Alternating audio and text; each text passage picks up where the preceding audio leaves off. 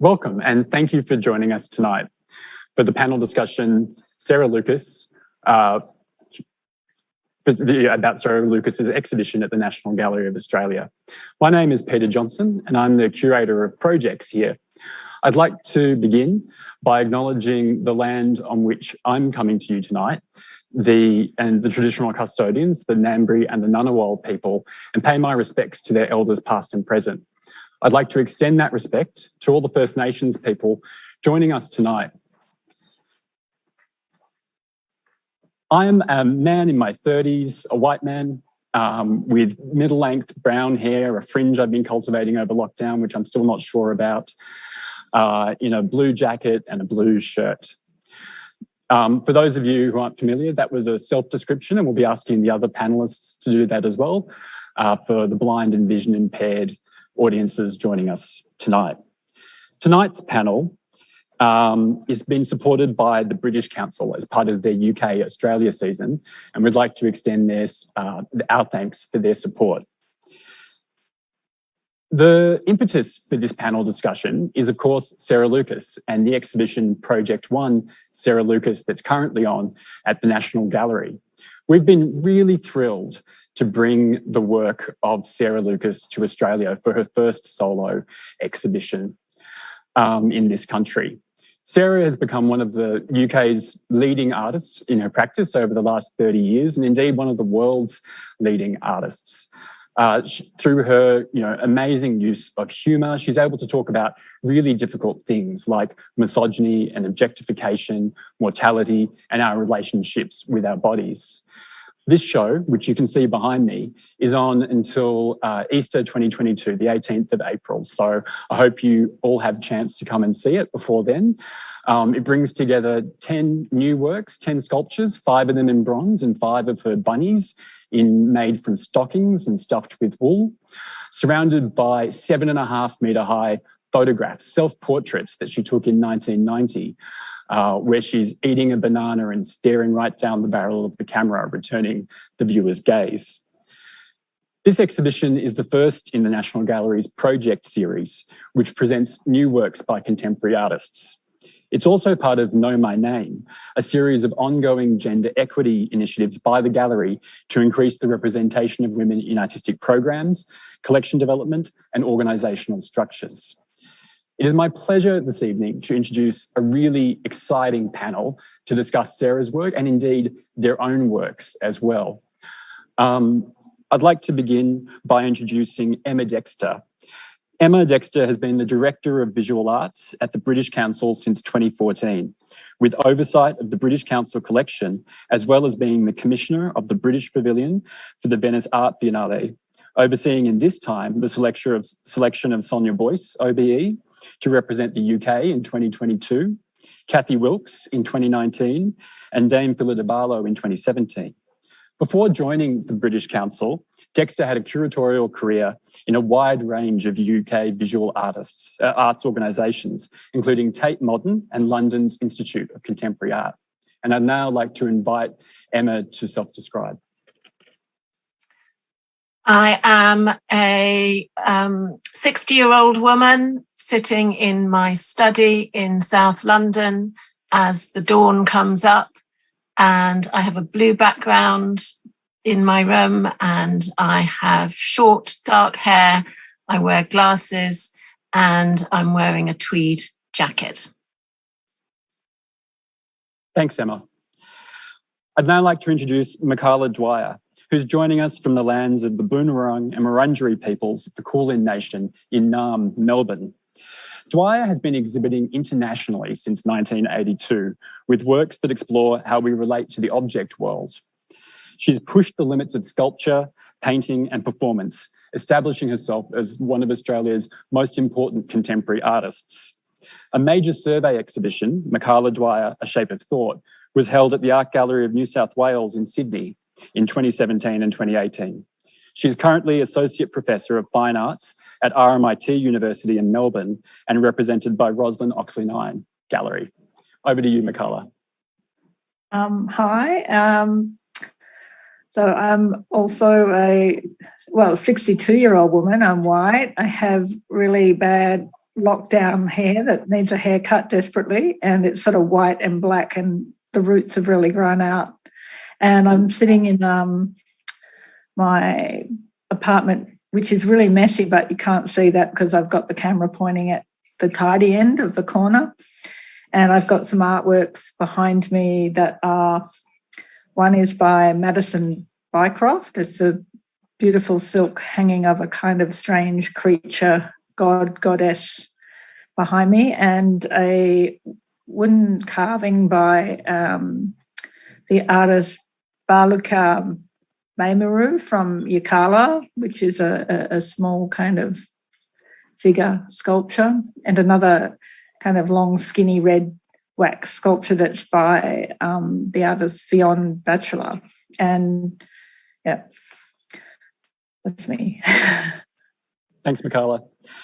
And finally, it's my pleasure to introduce Natalya Hughes, joining us from the lands of the Jagera peoples in Meanjin, Brisbane.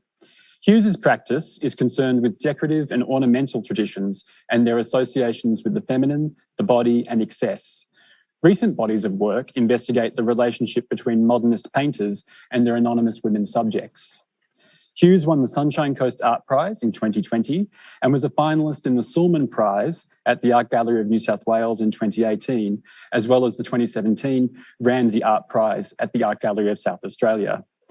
Her work has been included in institutional exhibitions at Quigoma, Art Space in Sydney, and the Ian Potter Museum of Art in Melbourne.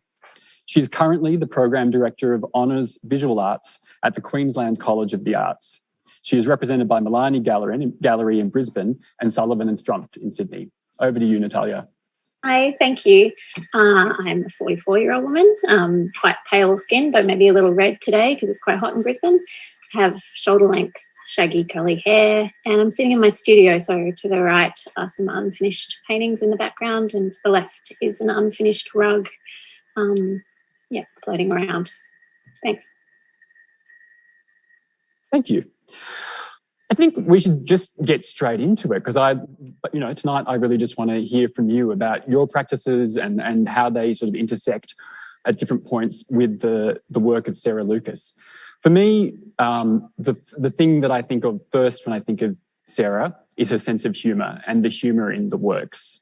When I interviewed her in preparation for this exhibition, her response was, and I would like to read it out because I think it's really interesting. She says, "When humour happens, things get good, less depressing. It's a kind of magic. Suddenly things make sense. Contradictory things, hard to reconcile things. The same as jokes, really, or Freudian slips."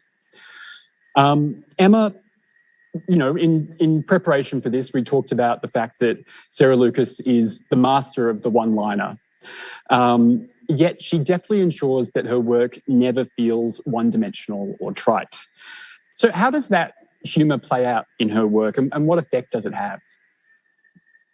I think for me, a key word that I keep coming back to when I think about her work is play and playfulness, and how, obviously that's a really important element in any artist's or any successful artist's work, is the way that she uses language, phrases that are just knocking around in her head, and often repetition, sort of visual puns, literal puns, jokes that play within an exhibition. So a huge amount of interrelation of materials and colours and repetition, but all interlaced together. So I suppose for me, just thinking about the whole question of humour, I think when Sarah sort of arrived on the scene in London, and obviously her fellows who were sort of part of that sort of Goldsmiths moment in the early 90s, who sort of burst onto the scene, obviously there was a sense of breaking with the old order. And I think probably perhaps a lot of work that was made in London and in the previous decade was probably very serious and rather po-faced. And so it did seem very radical and destabilizing for artists, particularly Sarah, to be using humour to really sort of upset the apple cart, obviously sort of upset patriarchy.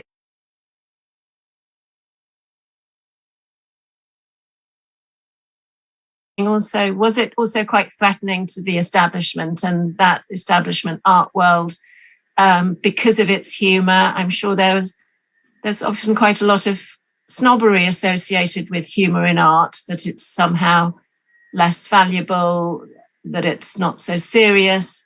And I was just thinking there was a sort of radical accessibility about how Sarah operates and puts work together, and the fact that because of all the play and interplay between objects and materials and repetitions and sort of in-jokes and ambiguity as to meaning when she's using certain titles, etc., there's always something to go back to and there's always something to discover. And I suppose for me, that's a wonderful gift to the viewer. But there's also something profoundly kind of democratic about it, because it talks about the speech of everyday life, and it speaks about the street. And so I love what feels like it's sort of radical accessibility. Yeah, I couldn't agree more. And I think for me, the importance of that humour is it's disarming as well. It allows her to talk about different things and, sort of get one foot in the door. Mikala, there's a lot of often subtle, sometimes not subtle humour in your work. I'm thinking particularly in the meeting of unexpected objects, but also in the costumes and performances that you've created. What draws you to this approach? Is it the same sort of things as Sarah, do you think, or is it and we can see here a recent or 2013 performance, Golden Bender, is currently screening. So I'm not trying to be funny. It's often by accident. This could be, that Golden Bender one was quite serious, but it ended up being funny. If I try to make something funny, it ends up really tragic and serious. And if I try to make something tragic and serious, it ends up really funny. So it's not something I can control, really. It's interesting where humour is found, and sometimes that's in unexpected places. But I do like what Emma was saying about the radicality of humour and its accessibility, and what you mentioned, this word disarming, which I think is really so true about if something funny happens, it is a break with a sense of order. It's a kind of it is disarming. In that way it is like from some fixed order. You can't, if you're laughing, you can't. There's a sort of a release of control or order or something, which I think is really interesting. It's very hard to do, get humour, and it's very unfunny analysing it, I think. And yet we find ourselves here. Natalya, I was going to ask, I think that humour is often a part of your work as well. I think about the beautifully decorated canvases that you've created that are resting on the golden dildos.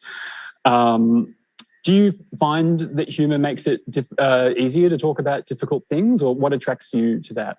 Yeah, it definitely makes it easier. I think the thing that I associate with humour is just how it's a coping mechanism for something a bit uncomfortable. Like, we're used to responding to an uncomfortable situation. Like, I fell terribly the other day. I fell down and I swore, but then I sort of sat there laughing. I guess that's the interruption Mikala's talking about as well, just to reset and find a way to get up and keep going. So I think, it makes things that are maybe a little bit hard to swallow, a little bit unpalatable, possible to, take in.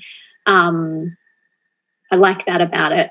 yeah, it's things become, I don't know, sometimes it's a way of taking something that might otherwise be a little bit offensive and making it, I don't know, I don't want to say it negates what's uncomfortable about it, but it just provides some sweetener to engage with that thing that might be otherwise taken as offensive. No, absolutely. And I think that probably leads on to the next thing I wanted to talk about, which is, I guess, what, to my mind, Sarah Lucas is using that humour to talk about, which is, you know, by and large, misogyny. It's about the objectification of women, whether that be in popular culture. Obviously, her series of soft sculptures, the bunnies, named after Playboy bunnies. But there's probably there's absolutely a legacy there as well of depictions of women in art history, particularly in sort of that North American and European art history. There's an interesting quote from Sarah when she was asked about how she's dealing with these sort of quite serious issues that her works raise, and she said, "I'm not trying to solve the problem. I'm exploring the moral dilemma by incorporating it," which I think is easy and it's interesting, and you can see that in the work that they're not necessarily activist, but they are raising the issues. Natalya, your recent body of work explicitly considers the legacy of modernist painter Willem de Kooning's Women's series, several of which are exhibited here at the gallery as part of Know My Name. And I should mention that Mikala also has work exhibited here as part of Know My Name, which is really exciting. What drew you to this lineage, this legacy, and how does it relate to women and their bodies and how they're treated more broadly? I guess it's just an extension of something that I've been doing more broadly. Like, I really did hone in on de Kooning, maybe unfairly, but I've always been quite interested in the way women are represented in art history, and especially which kind of canonical works explore this theme as if, you know, the theme of the female form, this particular abstraction. And de Kooning was kind of exemplary as a figure who had done that, especially because he didn't name particular women in the work. It was woman 1, woman 2, woman 3, woman 4, woman 5. So, yeah, I guess I was kind of in part, well, because initially I hated them, so that's a good reason to spend 4 years of your life engaging with them. But I was also trying to understand the appeal, understand the process, understand, you know, the way he worked, and to take a little bit of it back as not just the subject, but also the person making the work. So in some ways he's a bit of an easy target, I thought. I know better now, having engaged with them more closely, but it just seemed like a place that had a lot of potential for sort of thinking through that theme of representation of women in particular. So that's why I came to it. And he's still kind of hanging around the studio a little bit, even though I've moved on to another artist. But yeah, I'm not quite sure. I get asked all the time whether I like him or not. I mean, a lot of people kind of saw the show and hadn't quite figured out, you know, if you appropriate a de Kooning image and then you spend all this time kind of refiguring it using this decorative language and then you plop it on some gold double-ended dildos, like whether that equates to me loving the artist so much that I had to have another go of it, or whether I'm critical. And I definitely err on the side of critical of certain aspects, but then I've learned to have an appreciation of certain others. Certainly wanted to change the tone of them, and that's where humour was important, I think. Yeah, because I was, as we were preparing for this exhibition, Woman 5, which from that series is in the National Collection, and I spent some time with it. And it was interesting to think about the sort of the violence inherent in those works and the way that women's bodies are cut up and the picture plane is distorted, and the abstraction you know, emphasizes the breasts and sort of, but also sort of obscures her identity. But then also thinking about the violence in some of Sarah's figures. And I think they're perhaps doing very different work. Yeah, I don't know if I would ever describe Sarah's figures as doing violence to the body, because they're so, I don't know, the absurdity, the way it's pushed into an area of humour. I don't know, for some reason I see it as a different process, even though, there's like multiple body forms and they're piled on top of each other, and the twisting and contorting, and then they're squeezed into these completely unreasonable shoes. It's kind of seems to me to be motivated by something at a completely different end. Like I think, and I think I said this to you when we talked last time, I kind of have more empathy necessarily for the bunnies than I would a decooning woman, who's sort of, looming and a little bit grotesque and terrifying in some ways. These are not so terrifying. I just kind of, I feel for them in a particular way. Emma, I was wondering, I think I mentioned this before, do you see Sarah's work as being feminist or activist, or is it dealing with misogyny in a different way? And how do her works relate to that long history of men depicting women in art history? Well, I think, from what I can tell from interviews that I've read from Sarah and knowing her a little bit, she's not terribly keen on labels. I just think, and I think that's very freeing as well, because as we know, labels are ways of putting people in boxes. And I think she's been very smart, I suppose, in the way that she has created a particular identity for herself. But it does nothing about it feels forced. Her self-image is that of an artist, first and foremost, and that's that in itself, sadly, is quite a potent thing to do. And the fact, that I think it's all about context. When you first see. When I first saw those sort of tabloid spread collages in the city racing show Penis Nailed to a Board back in 1992, I was really disturbed and confused by them. And I imagine I was probably quite a po-faced young curator at the time, and I didn't really understand what Sarah was doing.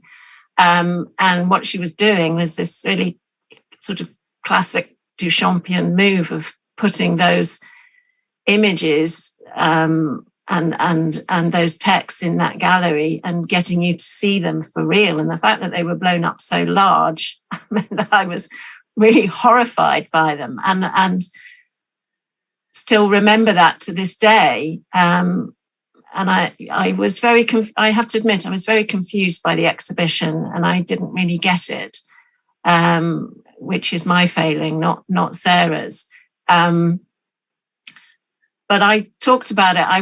I took photographs of the show, and I talked to a group of students. I was doing a talk at Winchester Art Gallery, and I talked about that show in depth, I think, as a way of trying to work out what it was, and knowing that there was something really important going on there.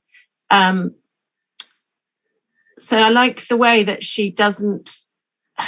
there isn't anything at all preachy or sort of pedagogic about her work. It's still very open for you to make up your own mind about what you're seeing and what it means and where you fit into it. And obviously, for women, sometimes that can be quite uncomfortable when you recognize things about the world that make life difficult reflected in her work.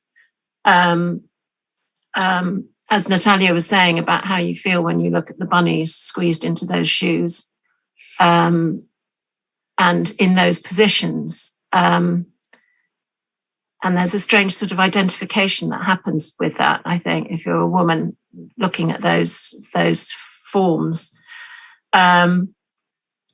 So I don't know whether I've really answered your question, Peter, about feminism, but I think, yeah, I've probably said enough.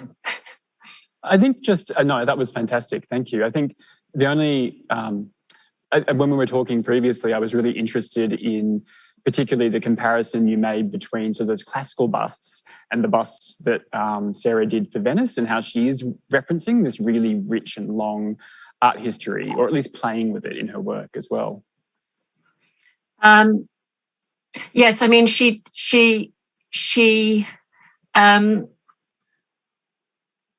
that was a very classical show.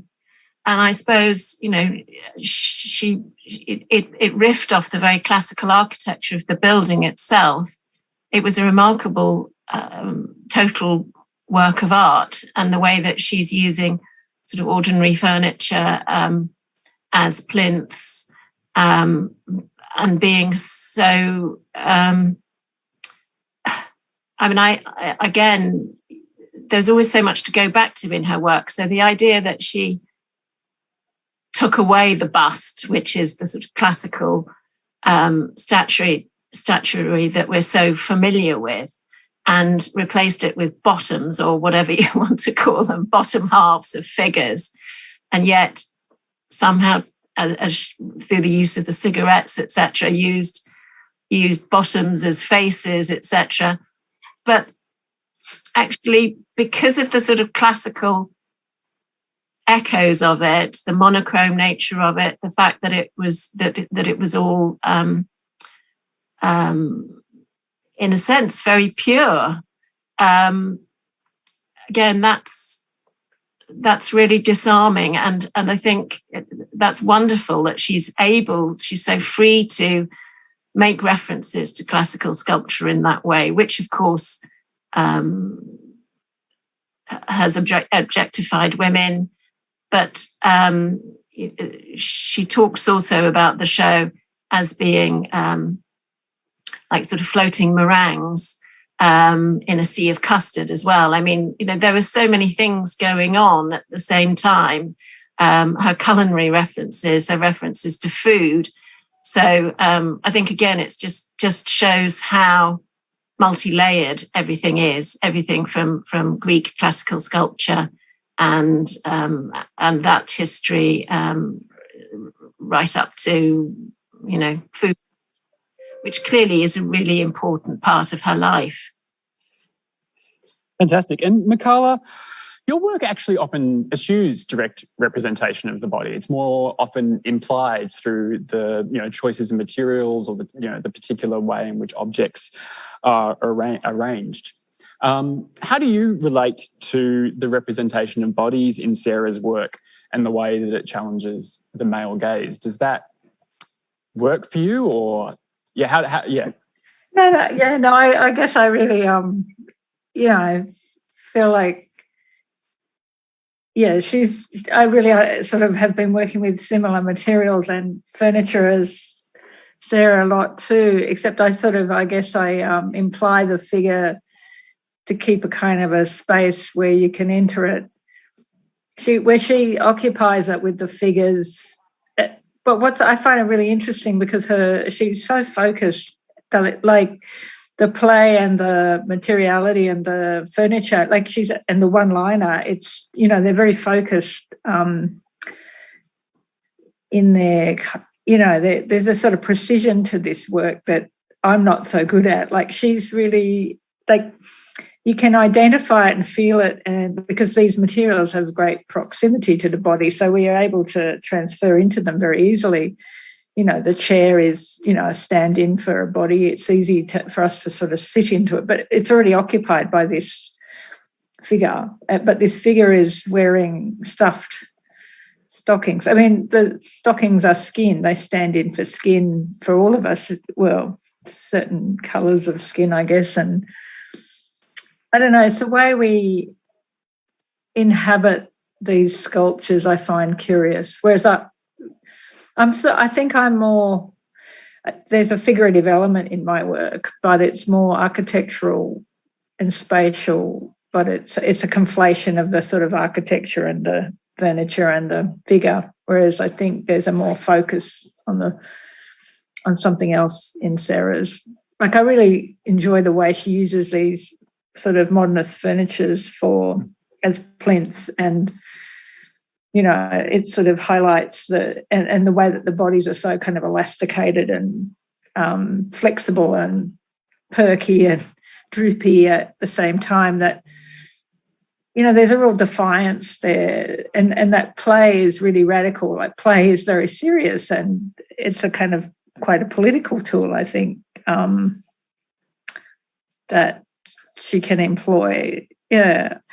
I don't know where I'm going with this, but I find there's a real focus and precision in her work, and also just bloody good sculptural form. Like, they're really beautifully, she really knows how to work as a sculptor. Like, they're just, it's about all sorts of really complex things, traditions and histories of sculpture that she totally gets, and she's able to just, very lightly kind of muck around with it. But it comes back to being really good form, but there's a whole lot of things there that are at play, and she's sort of messing with at the same time. They're really, that you're right, they're really satisfying in space, in the way that they move and as you move around the object. Yeah. Which one of the other things I wanted to talk about was the way that difficult works, and some of Sarah's works can be a bit difficult and are received potentially in different parts of the world or at different times. In terms of the show here at the National Gallery, overwhelmingly, it's been really positive. People have really loved the works, particularly when they've gotten to spend time with them in the space. But there has been, a small cohort who I think find the works confronting, perhaps even offensive to begin with. So I'm interested in that reception, whether that's, in Australia versus the UK. And Mikala, I know you spent some time in the UK in the 1980s, particularly when the young British artists were just starting to come into their own. And you've obviously exhibited in many places around the world. Have you noticed a difference between how your work is received here and overseas? Yeah, I don't know where to start with that.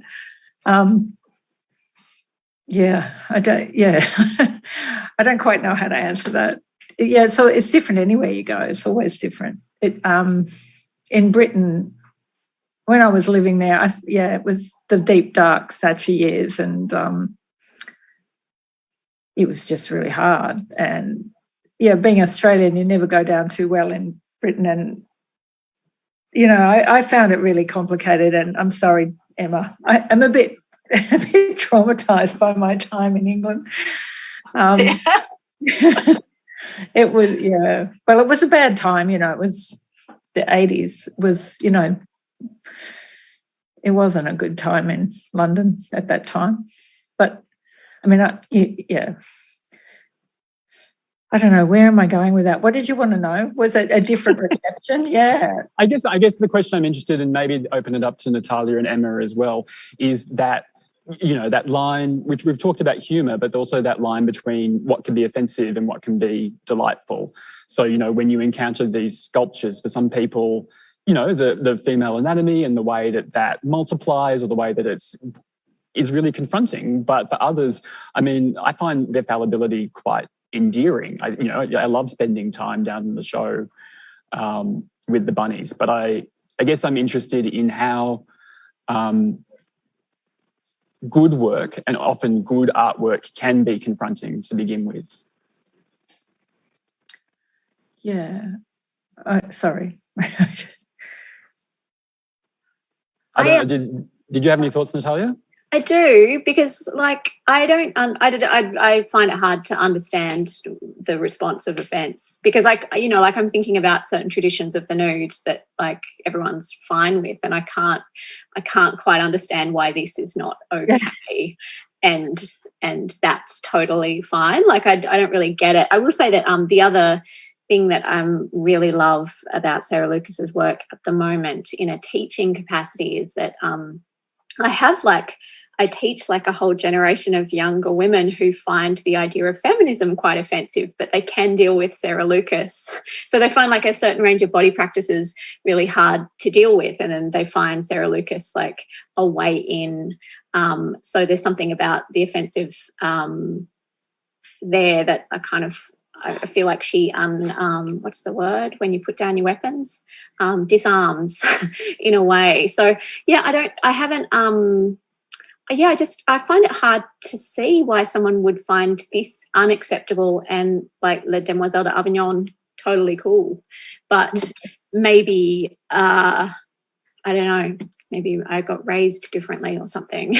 I'm always surprised by, on the one hand, people kind of treat art as if it's impotent and has no use. And then on the other hand, they're like deeply offended by a squishy set of stockings shoved into a pair of, high heels. But I think it's quite visceral her as well. I think that's probably where people might be unsettled quite unconsciously. There's something quite disturbing about the squishiness of stuffed stockings and sort of contortions. Yeah, I think it's almost just on the basic level of a kind of awkwardness of conjunction of materials that just I don't know, brings goosebumps out in the viewer or something. I think it's at a very kind of primitive level that we react to sculpture and objects in a very different way to how I think we react to paintings and sort of flat work personally. I'm sure that's true.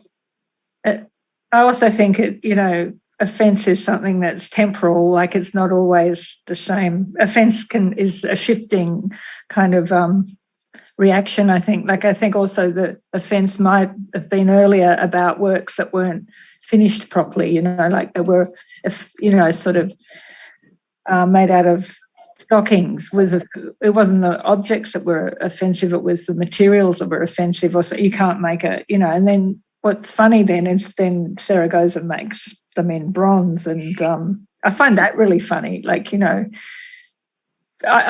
if you're talking about offence, like it wasn't so much the sort of the tits and the dicks and everything everywhere. It was more like, that's in an art gallery and that's just made with crappy old stockings. It's not, it's a combination of things. It's not any one thing. It's sort of touching a lot of buttons that, call that art kind of thing. My 4-year-old could do that. I think it's all those sort of, like a chair with, and cigarette butts and things like that. Is that, which part of it is offensive? There's a whole kind of constellation of things that are triggering people's reactions, I think. I totally agree, and I think there's also a question about who's being offended, and maybe that's not a bad thing all of the time. I'll just encourage all of our viewers out there, if you've got any, we'll move to Q&A soon. If you've got any questions for our amazing panellists, please send them through on the platform that you're viewing this on, and we'll get to as many as we can. I just wanted to ask, before we move on to Q&A, I wanted to dig down into that question of materiality a little bit more, like into Sarah's use, particularly of found objects, of everyday objects.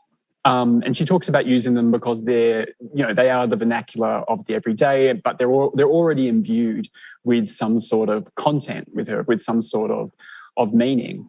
Mikala, I'd love to go to you first again, because I think there's some amazing and interesting both sympathies and differences between the way that you and Sarah have used everyday objects, things like cigarette butts, things like stockings and found objects.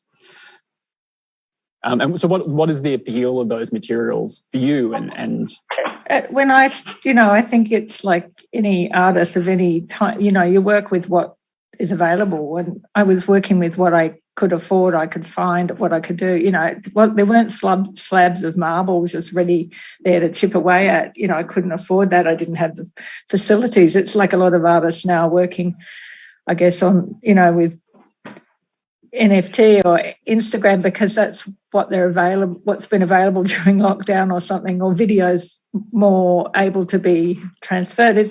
You make work of your times, I guess. And for me, the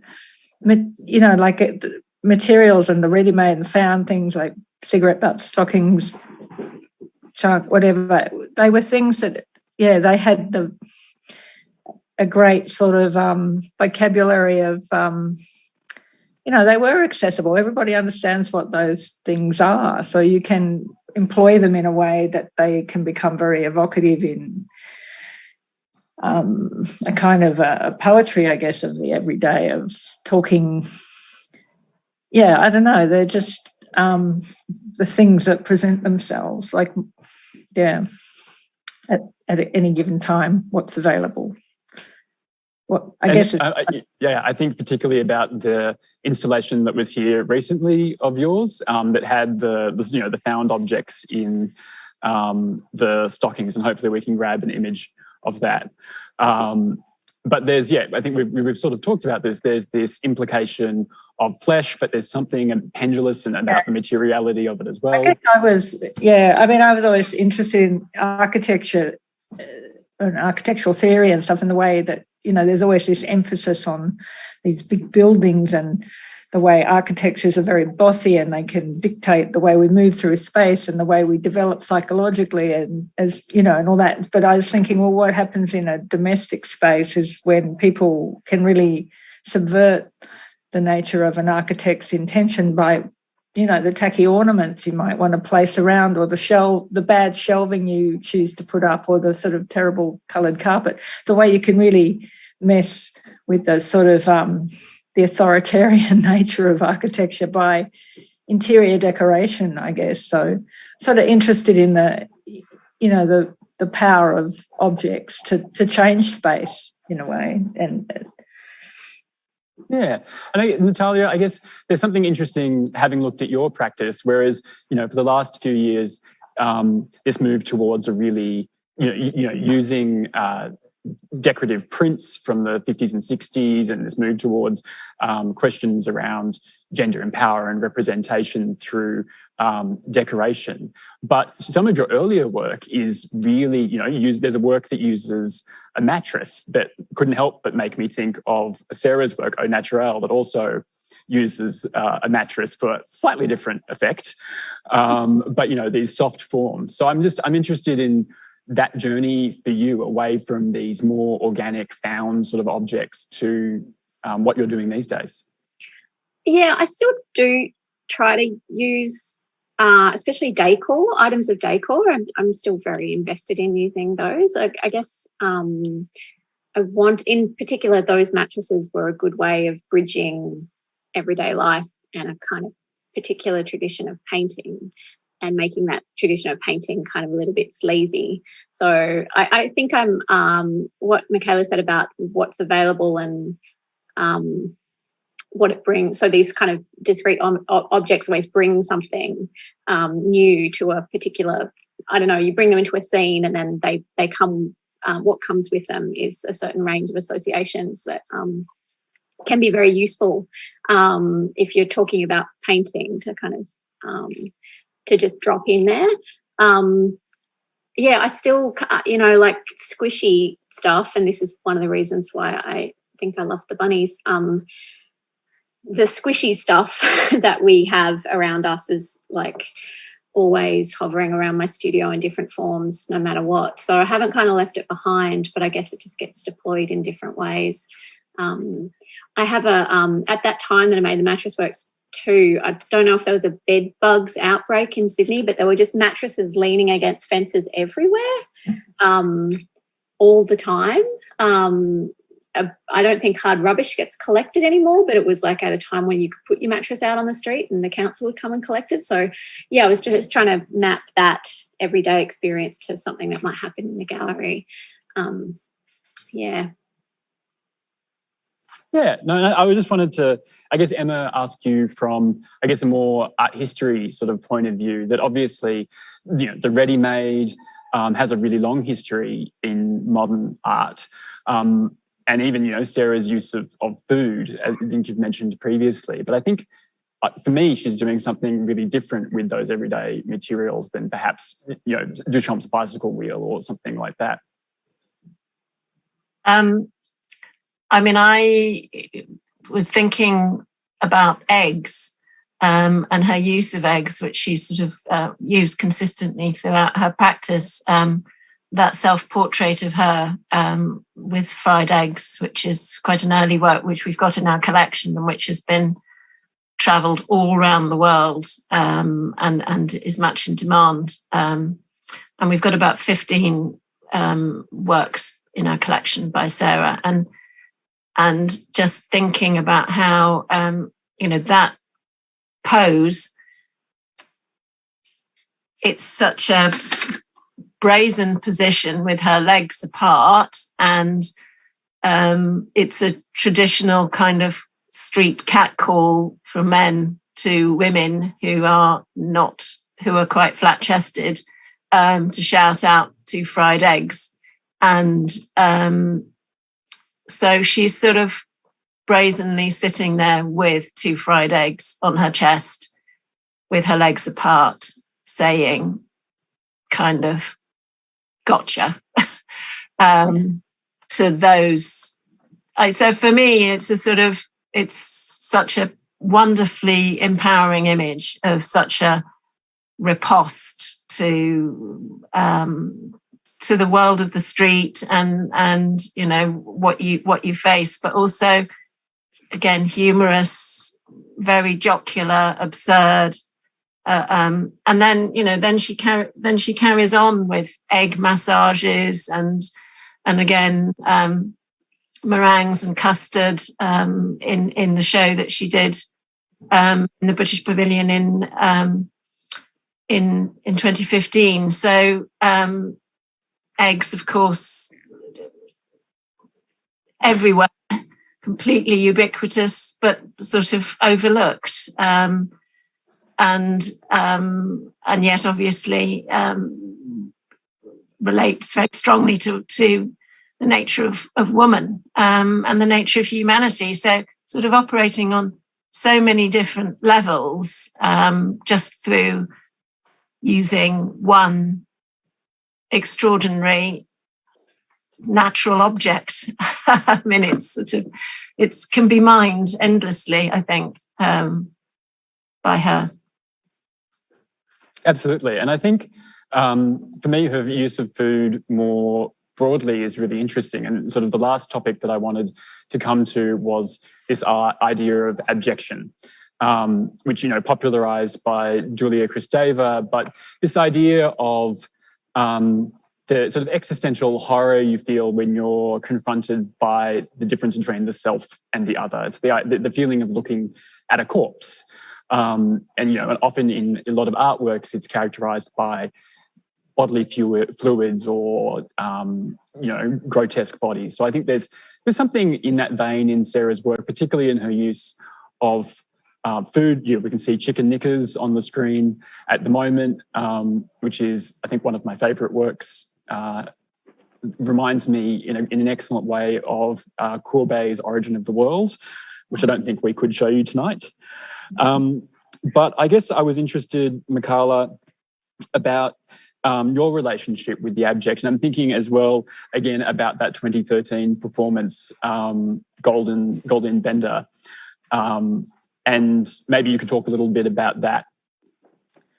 Yeah, that's, I don't know, I was walking along on a sunny day and just thought that, you know, I want to get a group of ballet dancers to do a communal shit in a gallery. So, no, actually it did happen like that, but yeah, I was trying to perform some weird sort of reverse cyclic looping alchemy of turning gold into shit and shit back into gold. And yeah, I don't know. I can read you out a text. I find this one, it's quite complex to talk about it. In terms of abjection, I think for me, the abject is more about connection than repulsion. It's about regaining kind of a connection back into your body and losing the sort of sense of separation, that the other, you connect with the other, not are repulsed by the other kind of thing. So that whether it's the corpse or the shit, or it's that, you're one and the same kind of thing. For me, anyway, that's the way I would read it. But do you want me to talk about this? I'm just conscious of time. It might take too long, I think. Oh, if you just briefly, if you've got a minute or so, would be great. So why shit? Shit has a truth to it as matter, a truth, not singular, a sort of universal truth that defies the idea of truth or universality as pure. Shit is base matter, the matter that falls to the ground, that connects us to ground, that renders us all into a tube or a channel, or somehow hollow by its presence and passage through us as an object. Our first creation or gift that hits the air, that is almost part of us, has been part of us, a fetish object, a relic, an auratic object. And it's sort of, we shit together as children and as soldiers in a state of exception, but rarely at any other time. So, and our shame begins as the architecture around our shit looms, divides and flushes into elaborate systems of sewerage, pathologies, psychologies, and economies of profit and loss. And then I blah on a bit. And then, it's kind of, can we reimagine our consumption if we can reimagine our waste? And if, as Catholics, because, once a Catholic, always a Catholic, I grew up Catholic, we believe we can eat Christ at communion, not as a representation, but as a true magical transubstantiated Christ, then can we not shit Christ? So these are the sort of ideas I was thinking of with that. And, that's a very rushed, it's a very kind of complicated idea. It was so simple. It was really simple. It started off really simple and it got really complicated as it went on. It got argued in Parliament by Erica Betts as a waste of taxpayers' money, which was really funny because I felt like it was successful then as an alchemical process. It became monetary value then you've made it when Erica Betts is that's right, wanting to talk about your work. We've got a question from the audience talking about in particular the distinctive names of Sarah's work and the sort of the humour that's inherent in her titling, which is often part of the joke, such as the work that we've acquired into the National Collection called Titter Pussy Dad, but there are other works in this show called Sugar, Alice Cooper, Oops, Doris La La La, and text has been a really important part of that throughout her practice. I don't know, Emma, how have you related to the titles of her works and how they influence your reading? They're obviously really important, and they just add another layer to.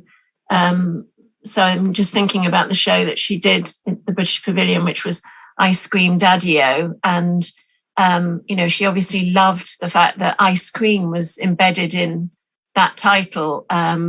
So just. I suppose just looking at every part of the artwork, including the title, as a vehicle for play and mirroring and all of which is going on actually in the work. But like I say, with a very light touch. And that if you tried to pin her down to say, well, what does that mean? You'd already have not got the point, if you see what I mean. It has to live in an area in your brain that is constantly revolving and changing its opinion about what that means. Natalya, the titles of your works are really interesting as well, perhaps not quite as one-liner as some of Sarah's, but particularly, the recent de Kooning, the works that reference de Kooning, but then refer to other women in your life. Could you talk a bit about the importance of titles when a work resolves and how you come to a title? I used to just be so bad with it. Like everything was untitled and it was an archival nightmare. And now I've realised it sets a tone. It's just so important in setting the tone. So I try to be a lot more specific now. With the woman paintings, they were difficult women that I had encountered. So one was Pam from the Gold Coast, who ran this hotel and had like the most amazing leather skin I've ever seen. And then another was like a difficult family member. I just think as far as making it funny or absurd or showing an audience how seriously you take it or leading them in a particular direction, it's quite important. So I now try not to do any untitles. I've let that go. I'm reformed. A reformed untitler. That's great. Exactly. I think there's time for one more question before we have to wrap up for this evening. And it asked the curators and us artists on the panel, but I'm actually just interested in what the artists have to say. Is there work you have to do as an artist to make sure audiences get the work? Is that something that you consider or that interests you? Mikala, maybe we'll start with you. Yeah, no, I just go back to what Emma was saying, which I think was just so bang on, is just that thing that you've got to activate. It's like the magic of, I don't know, you said it so well, Emma, just this thing of this kind of setting up a conundrum. It's not about understanding, it's about something beyond that. It's not about getting something, it's about just opening up, I guess, thinking and feeling and all sorts of things. But yeah, definitely not about I hate to think of people actually getting it. I think it was a massive failure if that was the case. I'm only discounting you and I, Emma, because our entire job is to help people understand works. Well, I suppose, but also, ideally help people to understand about the wonderfulness of ambiguity as well, And not knowing, you don't have to love art. Yeah, you can experience it without having to understand it, I think. It can open things up about all sorts of things, I think.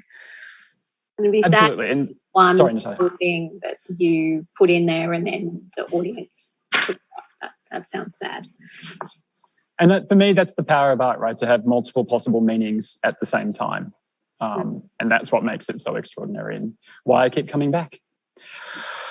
And on that note, I think I'm getting the bell and we need to finish up. But I would like to, if this was an in real life event, I would ask for a huge round of applause for all of our panelists. So if you're at home, a little clap would be not go astray.